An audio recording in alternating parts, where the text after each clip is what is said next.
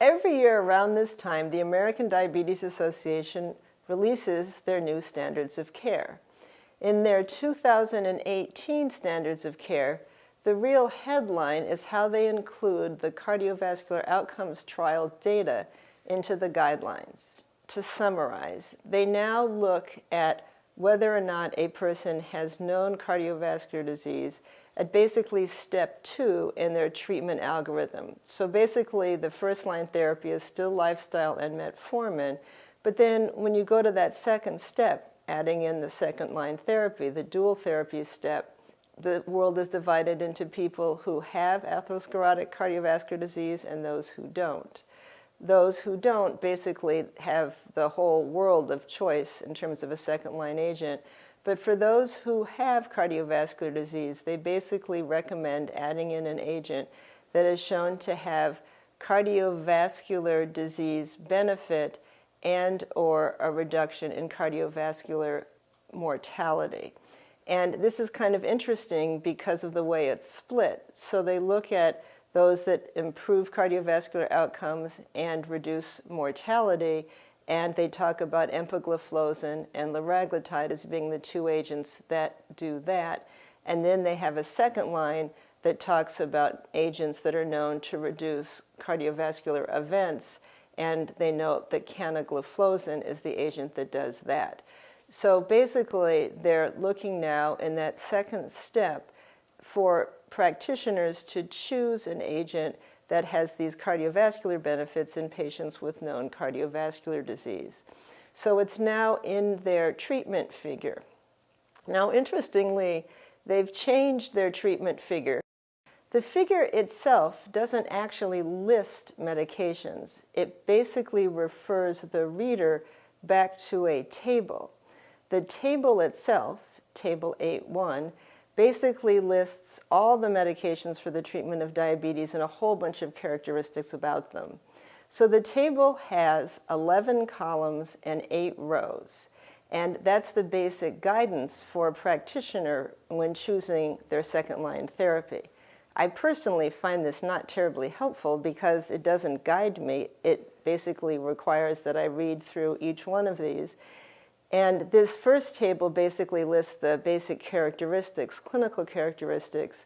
There's a second table that goes through all of the basic mechanism of action of each of the agents.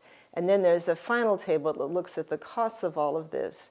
But you can no longer actually look at their figure and really go through it and try to understand what treatment you should use in your patient when, which is an issue that many of the primary care providers I see face all the time. They don't know what actual second and third line drug to use. And then curiously, you can actually use an injectable as part of your second line therapy. But when you get to the bottom, you basically then jump to a page which is called Starting Basal Insulin. And they do very little in terms of the discussion of GLP-1 receptor agonist therapy plus basal insulin. And they talk a lot about using prandial insulin and how to start patients on that combination. But of course, you could already be on combination injectable therapy by the time you even got down the page to where it says start combination injectable therapy. So I find the whole thing actually much less helpful in terms of simply guiding a clinician, because most of it refers you back to this very complicated table that describes the individual agents in great detail. Now, I know the intent. The intent is that we need to individualize therapy for our patients, but I wish that it could be made simpler and somehow more algorithmic, or at least taking different scenarios and then going to, well, if a patient's on one injectable, say a GLP-1 receptor agonist, then how do you add basal insulin, or how to use combination basal insulin and GLP-1 receptor agonist therapy? And then when adding prandial insulin, I don't know that anybody knows whether or not we need to stop the GLP-1 receptor agonist. If you have somebody with cardiovascular disease who's on liraglutide, is it a good idea to stop the liraglutide, given what we know about its renal benefits as well as its cardiovascular benefits? So I think this whole field has become really complicated, but I actually find the current updated way of looking at the choices even harder, because it doesn't allow me to envision the step. Interestingly, there are other places in the 2018 standards of care which weren't updated, which I actually happen to like a lot. For instance, the algorithm of how to approach a patient with hypertension, I think, is very clear and easy to follow and takes a complex field and simplifies it. Now, the ADA didn't change their hypertension standards, and this might be an issue for some, but I actually think they're very clear and detail-oriented in terms of how they approach this issue. And then finally, they do talk in this document more about diabetes technology, and in particular, continuous glucose monitoring.